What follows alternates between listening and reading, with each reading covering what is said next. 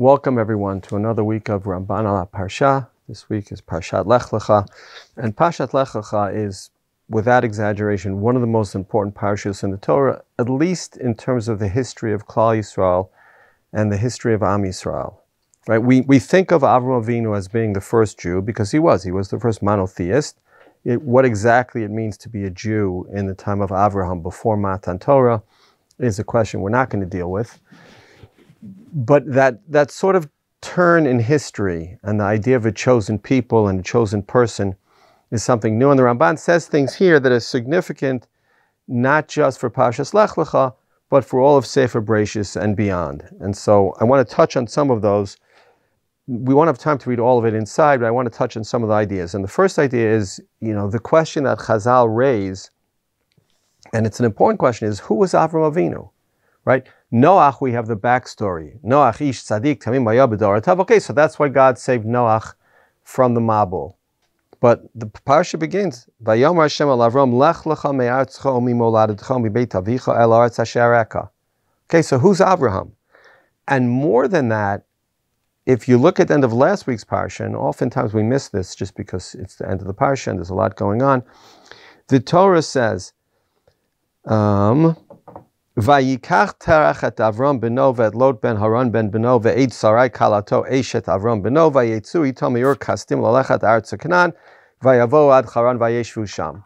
So if the greatness of Avraham is that he picked up at the command of Lekh Lecha and moved to Eretz Israel, but it sounds like it wasn't even his idea.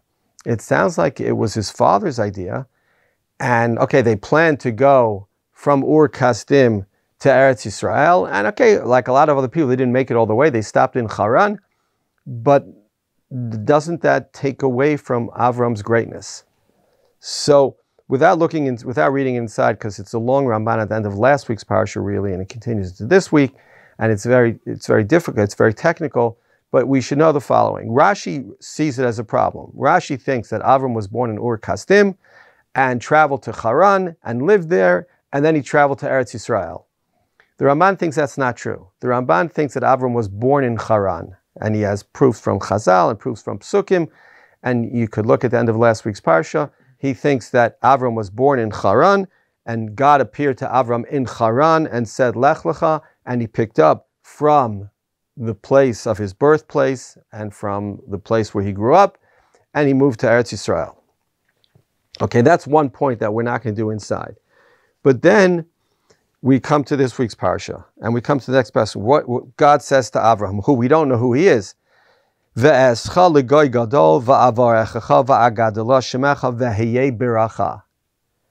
interesting phrase, v'heyeh bracha, and on it, the Ramban first quotes Rashi, I believe, who says, Ata tiyah bracha asher yitbarchu b'cha lemo yisimcha Elokim ka'Avraham.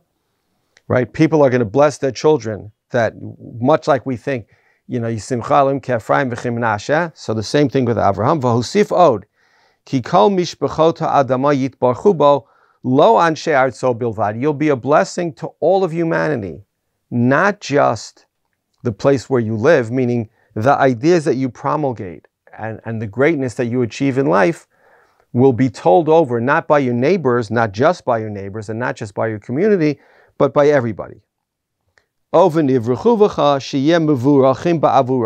be blessed by you, through you. If you're the neighbor of Avraham Avinu, you'll be blessed because you live next door to Avraham Avinu. Now the Ramban gets to the main point. V'hinei, zot ha-parsha lo be'ara kol ha'inyan. There's something missing from this parsha, from this section. Why? Ki ma ta'am sheyomar lo hakadosh baruch hu Azov artzecha ve'itiva imach tova shelo hayta kamo ba'olam. Who's Avraham for God to appear to him and say, I'm going to do for you something and make you great in ways that no other person has ever been in the world. Mibli sheyakdim shehaya Avraham oved Elokim o tzadik tamim. Right? Shouldn't the pasuk say that Avraham was tzadik tamim haya b'daratav et Elokim hitalech Avraham, like we find with respect to Noach? Then we'd understand why God is choosing him. And this is, it's such an interesting issue. Many mefarshim, down to the Maharal and beyond, have theories about why the Torah leaves us out, but the Ramban also has a theory, and we're doing Ramban, so that's what we're going to do. O sheyomar tam la'azivat ha'aretz sheyeh b'halichato al eretz acheret kirvat Elokim. Right? There's something about Eretz Israel that's going to make you close to God. Uminhaga katuv lomar hitalech lefanai v'tishma b'koli ve'itiva imach ka'asher b'David u'b'Shlomo kinyan ha'Torah kula. Right? The normal way the Torah tells you is God commanded somebody and said, if you do this, I'll be good to you. I'll be great to you. You'll get the following reward. Right? I'll give you all the brachos if you follow the Torah. Im shama tishma b'kol Hashem Lekha, etc. Ubi Yitzchak amar ba'avur Avraham avdi. Yitzchak is going to be blessed because of Avraham. Aval lahavticho ba'avur yitziat haaretz ein bo ta'am. But he doesn't give any reason for what the great thing is that Avraham is doing, for which he'll be rewarded. And now the Ramban explains. It's really a fascinating idea. Avalatam. Mipnei she'asu anshe ur kasdim imo ra'ot rabot al emd amidano ba'akadosh baruch hu. He said, because the Avram's history was a difficult one, right? Avram lived in a place of avodah zarah, and the people were mean to him, and the people were cruel to him. He stood up against avodah zarah, and they were cruel to him. He ran away from them and landed up in Haran. So God appeared to him in Haran and said, no, leave these people also.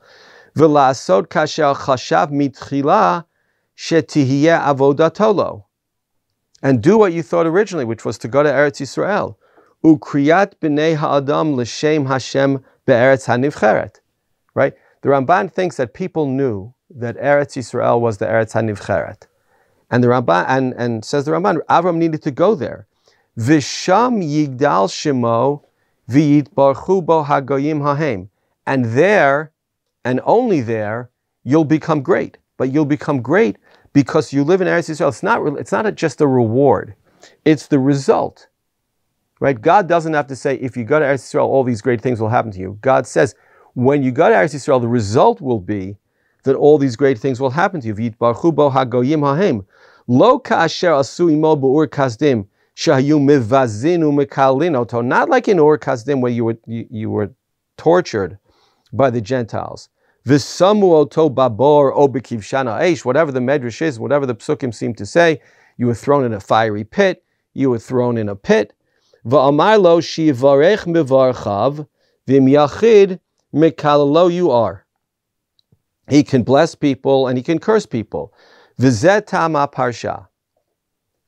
Right? So says the Ramban, the reason why the Torah doesn't just sort of set it up like, here's why you should go to Eretz Israel, is because it's part of the narrative. You're supposed to understand that Eretz Israel is not just the reward, it's the method through which, it's not just the end, it's the means through which Avraham Avinu will become Avraham Avinu. Now, if that's pshat, and it's very compelling, at least I think, so why doesn't the Torah say so? Why doesn't the Torah tell us the story of Ur Kasdim? Why doesn't the Torah tell us that Avraham Avinu was destroying idols and therefore he was thrown in a kivshan ha'esh and he came out and it was a great miracle? The Ramban believes all that. So why is it not in the story? Why does the Torah not say it? So now the Ramban finishes and says as follows. Aval ha-Torah lo tirtzeh laha'arich b'deyot ovdei avodah zarah. The Torah doesn't want to talk about avodah zarah and tell you about why people worship avodah zarah. And to explain that Avraham Avinu had a big debate. There was a big fight about, liberalism or conservatism. I don't mean that literally. There's a big fight between, I believe in one God, I believe in many gods. Right?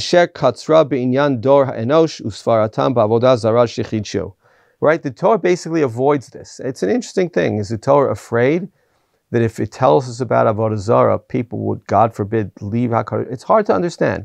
But the Ramban thinks, as a postulate, the Torah avoids, and it's true, the Torah never really tells us why people worship avodah zarah.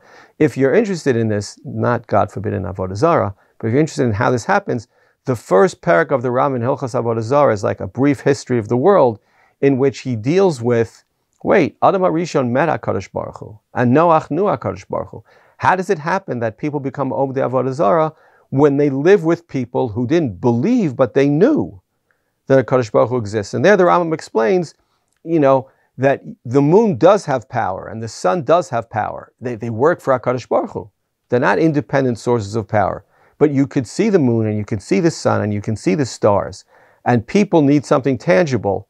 And that's the draw of Avodah Zarah, right? Originally, of course there's a God. I worship the God. But I also worship the moon and the sun who represent that God. And eventually you forget the God who you can't see, and you end up worshiping sources of power that are only secondary, who get their power from God. Okay, that's the background and the intro to Avraham Avinu, and I think the Ramban has a very sophisticated and very, very compelling understanding of the story. Now, we did this last year, but it's so fundamental to the Ramban, we'll try to do it again relatively quickly. Says the pasuk in pasuk Vav in the first opening, Vayavor Avraham ba'aretz ad makom shechem ad elon moreh v'haknani oz ba'aretz. This introduces a pretty boring part of the Torah, and the Ramban recognizes it, and it's kind of interesting. The Ramban says, who cares that Avram walked here? Who cares that Avram lived here? This isn't significant to the story, and the Ramban says, no, it is.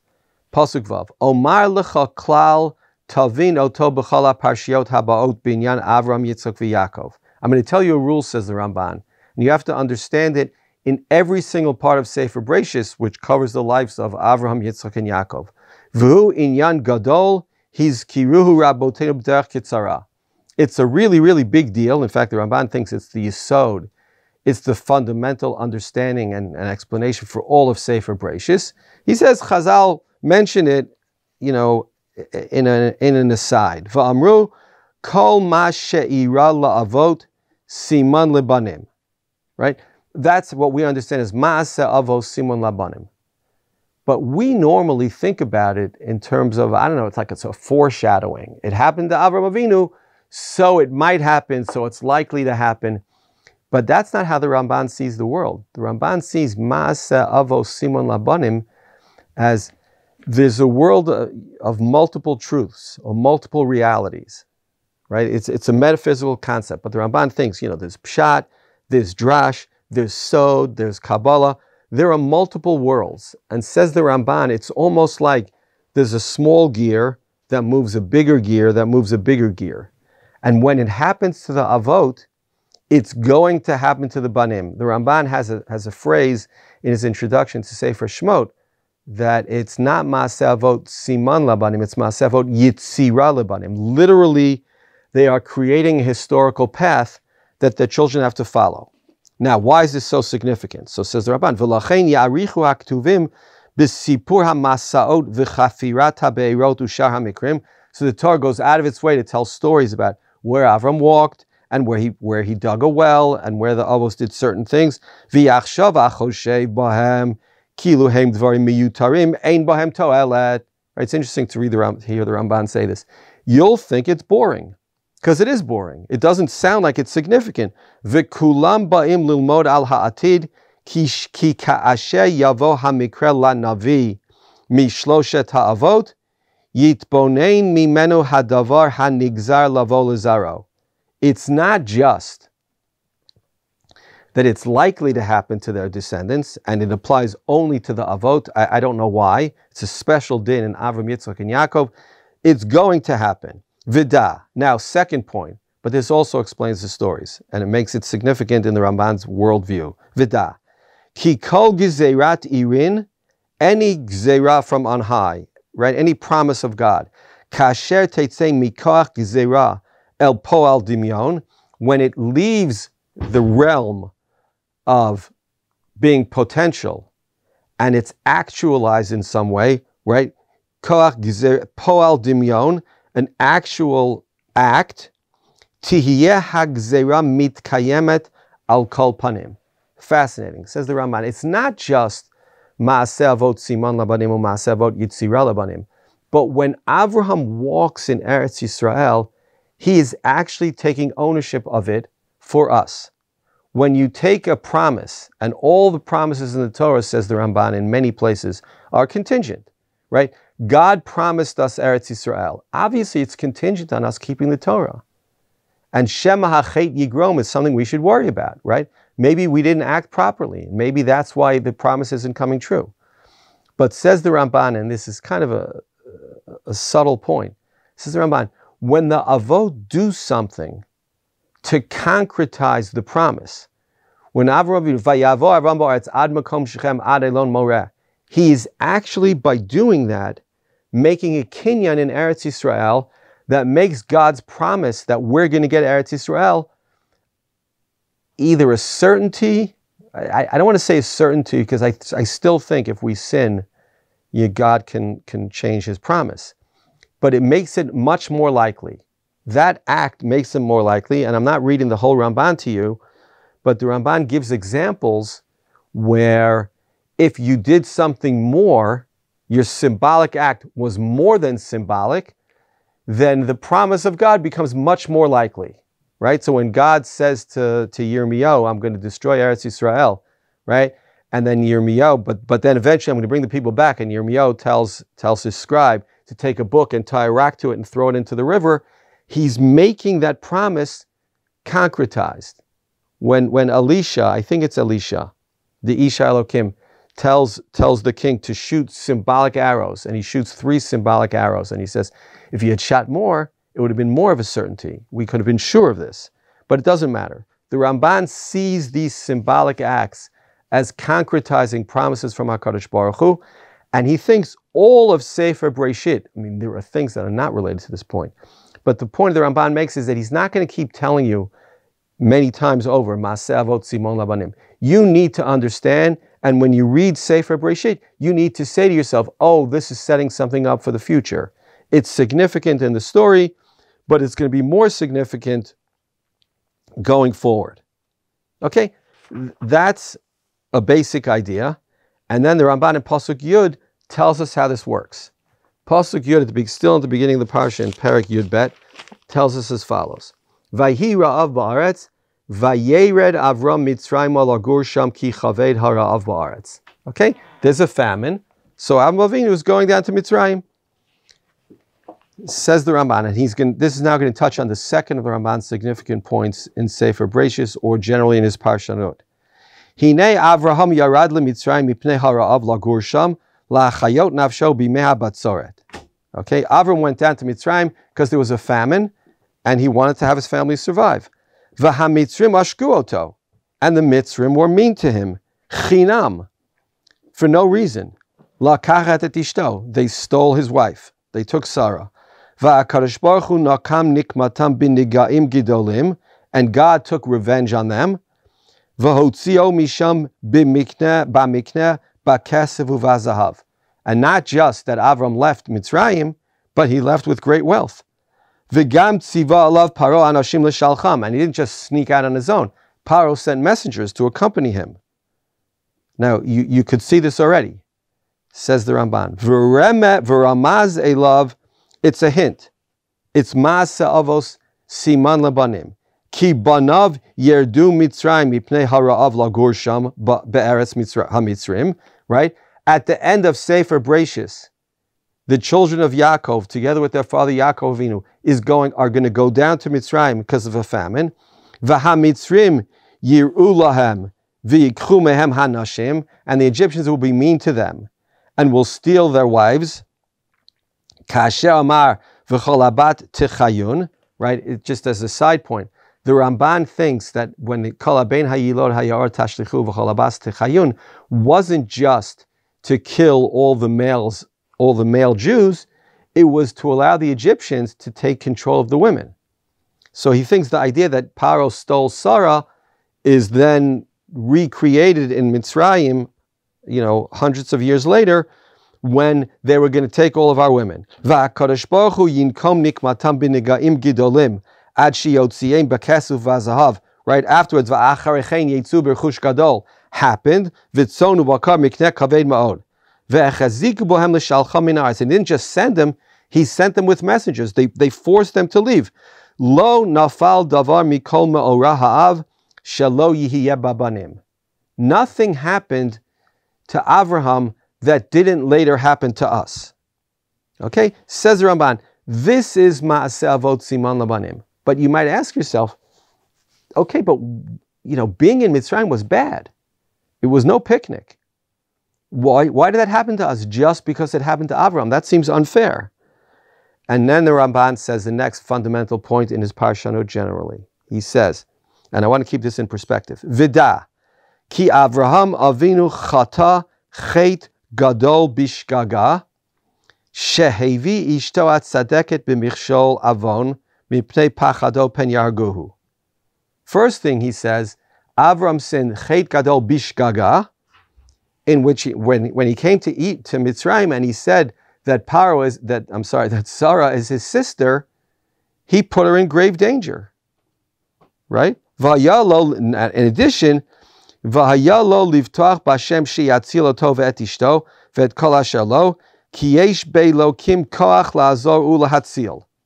Gam yitziato min ha'aretz shenitztava alav b'tchila mipnei hara'av avon asher chata. He says, Avraham Avinu committed two sins. They were bishgaga. But he committed two sins. One, he put Sarah in danger, and he should have believed in HaKadosh Baruch Hu, that HaKadosh Baruch Hu would save her. Two, the whole idea of leaving Eretz Israel and going to Mitzrayim, he says, was a sin. Because, Ki ha'elokim bira'av yiftenu mimavet. Because if God wants to save him from a famine, he can. So it's not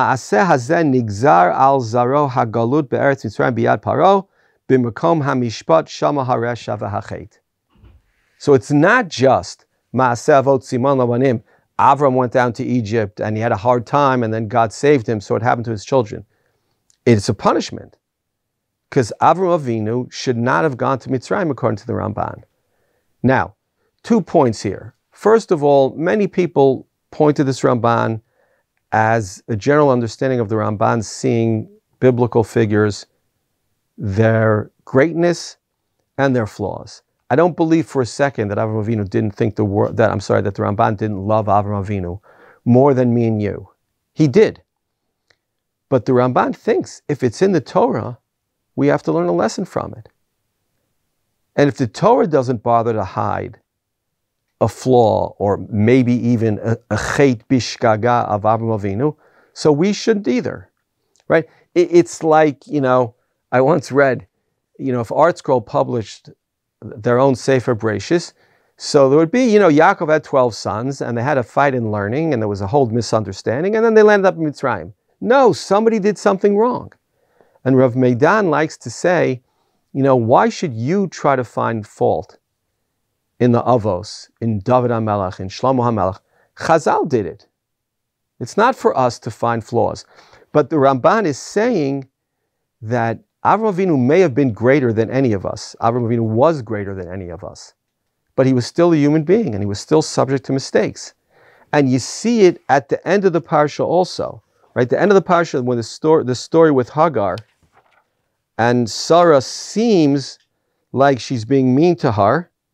So it's Perek Tezayin, Pasuk Zayin, Tezayin, which comes before Yud Zayin, says as follows. The Pasuk says, Vata'aneh Sarai v'tivrach mipanei, and the Ramban says the same thing there. Chata imenu bi'inui hazeh. It was wrong for Sarah to torture Hagar. V'gam Avraham b'hanicho la'asod kein. And Avraham allowed this to happen. That was a mistake. V'shama Hashem Elyonah, v'natan la ben sheyeh pera adam le'anot zera Avraham v'Sarah b'chol minei ha'inui. The punishment was Yishmael, who was a pera adam, who was mean to Jews. Why would we have to put up with that? Because Avraham and Sarah made a mistake. The Ramban is clear, it's a mistake. God forbid, he doesn't mean it in a way that they were bad people. They weren't. They were the Avos. They were the greatest people ever. But they were people nonetheless. And that's a fundamental premise of the Ramban's Parshanut, not just in Sefer Bereshit, but in Kol HaTorah Kula. These people are greater than we'll ever be, but they're people. And the stories in the Torah need to be learned, and lessons need to be drawn, and therefore the Ramban's going to do it, even if from time to time somebody would say, who's the Ramban to question Avraham, to question Sarah, to question Yitzchak, to question Yaakov? But the Ramban feels that's what the Torah requires of us. Okay, so there's two major premises in the Ramban's Parshanut. One is Maaseh Avot Simon Labanim, which he doesn't return to. Here's where he tells it to you, and you need to apply it to all of Sefer Breshit. And the second part is that the Avot and other biblical figures are great, and they're deserving of our incredible respect, but they're human beings, and they can make a mistake, and certainly b'shogeg, and we need to learn from them, and sometimes, God forbid, we suffer from them. Okay, let's go to the next story in the parsha, and that's the story of Sodom and the breakup of Avraham and Lot. And here you find something interesting. The Torah says in Perek Yud Gimel, Pasuk Yud Gimel, Vayivcha lo Lot et kol kikar hayarden. Right, Avraham says to Lot, "Listen, it's not working. Our mikneh is too kaved. The land can't support us all together. We're too rich." Okay, so he tells Lot, Vayisa Lot, if you go to the right, I'll go to the left. We need to split up. If you go to the left, I'll go to the right. Vayisa Lot et einav vayard kol kikar hayarden ki kula mashke. He sees the beautiful fertile crescent. Lifnei shachet Hashem et Sodom v'et Amorah kigan Hashem keretz Yisrael bo'achat zohar, before God destroyed it. Vayivcha lo Lot et kol kikar hayarden vayisa Lot mikadem vayipardu ish me'al achiv. Okay, Avram sat here, right? And then the pasuk just says va'anshei Sodom ra'im v'chatoim l'Hashem ma'od. Unrelated to anything. And here Rashi says it first, but the Ramban really emphasizes it. V'anshei Sodom ra'im v'chatoim Ya'ashim hakatuv et Lot shelo nimna mi lishkoni mahem kidivrei Rashi. Right, the Ramban agrees with Rashi. The Torah is telling us v'anshei Sodom ra'im v'chataim to let you know that Lot knew this already. It's not that Lot moved to Sodom and then they became bad people, and then they became a place that's not machnis orchim. No, he knew that when he chose that place, and he chose bad neighbors over real values, maybe because he wanted to live with rich people, because he wanted to live in a place that was fertile. He wanted to live in a place where it rained all the time, right? Sometimes, if you go to the Dead Sea, if you look to the other side, the Jordan, it's all green, right? There it rains all the time. Here it doesn't, or at least not since God destroyed Sodom v'Amorah. So he says that's the point. V'yidaber od b'zchut hatzadik. In addition, it's telling you something great about Avraham, who the Ramban refers to, notwithstanding the sins, as tzaddik. Shelo nafal chavlo b'makom asher shama haresha. His portion didn't land up because Lot chose to go to Sodom, so Avram's portion didn't include these evil people. Ki lo yanuach shevet haresha al goral atzadikim. Right, David HaMelech says, because the bad people don't intrude on the nachal of the good people. V'chol arei hakikar ra'im v'chatoim l'Hashem ma'od. Ki al kei nefchu, the whole valley of Sodom and Amorah and the 5 towns, they were bad people, and therefore they were all destroyed.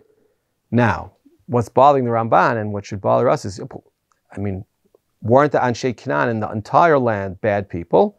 So he says, Af al pisha kol b'nei Canaan Anshe to'evot gidolot ki kein katuv. Yes, it's true. Wherever you went in Canaan, there were bad people, but particularly the area of Sodom and Amorah were really, really evil people, as we'll see in next week's parsha. And so therefore, says HaKadosh Baruch Hu, or says the Ramban, therefore Lot chose it, and Avraham Avinu did not. There are many more Rambans I prepared. Let's do one more really quickly. In Pasuk Yud Daled, Perek Yud Daled, Pasuk Yud Ches, right? That's the story of the war, the 4 kings against the 5, and Lot is taken captive, and Avraham Avinu wins the war. And there you have Umalki Tzedek Melech Shalem Hotzi Lechem Bayayin V'hu Kohen Le'el Elyon. Malki Tzedek Melech Shalem. And it's interesting to us, and it matters to us, because for all that we say that Israel, for all that we say that Israel isn't mentioned at all in the Quran, but it's mentioned all the time in Tanakh, it's not mentioned in the Torah. But Yerushalayim is mentioned in the Torah. And this is the point, and the Ramban emphasizes it. Says the Ramban, Umalki Tzedek Melech Shalem, Hi Yerushalayim, Ki inyan shenemar vahi b'shalem suko. Right? Melech Shalem is, the land of Shalem is Yerushalayim. Umalka yikare gam bimei Yehoshua Adoni Tzedek. Adoni Tzedek, Malki Tzedek. Why? Ki me'az yadu hagoyim ki hamakom hahu mivchar hamikomot be'emtza hayishuv. Because even back then, says the Ramban, people knew, first of all, you get the sense from the beginning of the parsha, people knew that Eretz Israel was a special land. And here, says the Ramban, people knew that Yerushalayim was particularly special because it is geographically the center of Israel. And Israel, for the Ramban, who only knew the northern hemisphere, is geographically the center of the world. And so whether or not people knew about Yerushalayim Shalmal and Yerushalayim Shalmata and the Beis HaMikdash below and above, I think people did not know that, because the sense you get in the Torah and in Yoshua and in Shoftim is that people didn't know about Yerushalayim, right? There's no Beis HaMikdash, there's no desire to create a Beis HaMikdash till David HaMelech comes along. The sense you get is Hamakom Asher Yivchar Hashem wasn't known to the people. But says the Ramban, the basic idea that Yerushalayim was chosen and Yerushalayim was the center point of Eretz Israel, that was known even in the time of Avraham. And I know that because the king of it was always, his last name was always Tzedek, and Malki Tzedek was the Kohen La'el Elyon of Yerushalayim. Okay, so we talked a little bit about the Ramban's, about Avraham Avinu's background, and how the Torah doesn't really expand on it, but it's part of the story, that when he says V'hayeh bracha, Avraham Avinu is being told, you'll be successful in Eretz Israel in a way that you were not successful in Chutz La'aretz. You need to leave Haran and go to Eretz Israel. We saw Ma'aseh Avot Siman Labanim, or more particularly Ma'aseh Avot Yitzira Labanim, and how seriously the Ramban takes it. We also saw the fact that the Ramban thinks that figures in the Torah are not perfect. They're not angels. They're great human beings, but they're great human beings who can be fallible from time to time. I don't think we should take this too far, but I think it is a contrast to Rashi.